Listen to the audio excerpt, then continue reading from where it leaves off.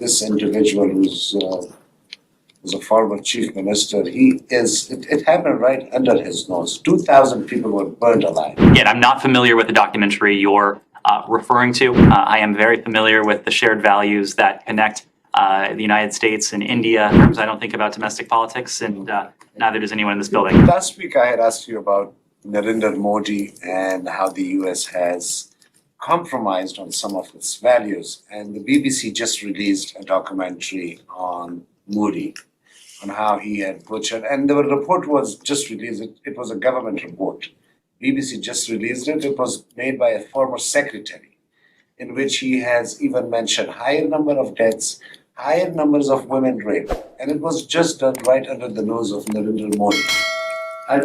I had never challenged the strategic interest of the US with India, but I regret the fact that since last 8 years that I've been covering the State Department, I have not seen once an official standing here at UC condemning Narendra Modi himself individually, not just as a prime minister, but individually his acts.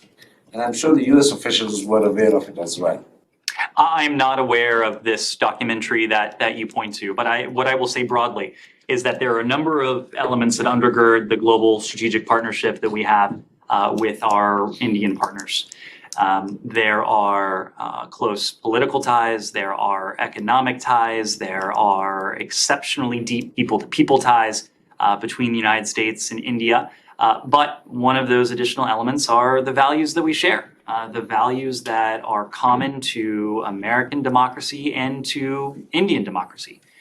India, of course, is the world's largest democracy. It's a vibrant democracy, and again, we look to everything that ties us together, and we look to reinforce all of those elements that tie us together. So my godfather is an Indian as well, by the way. So I have all the respect for India. Don't get me wrong, anything. But I just regret the fact that how is it possible that the State Department officials who were posted there at that time did not know that this individual who's a former chief minister, it happened right under his nose. 2,000 people were burned alive. Again, I'm not familiar with the documentary you're referring to. I am very familiar with the shared values that connect the United States and India as two thriving, vibrant democracies.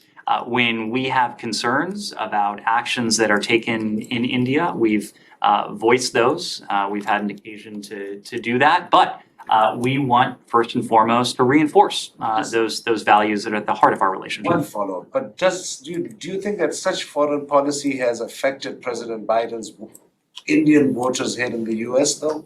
We don't think about it through those terms. I don't think about domestic politics, and neither does anyone in this building.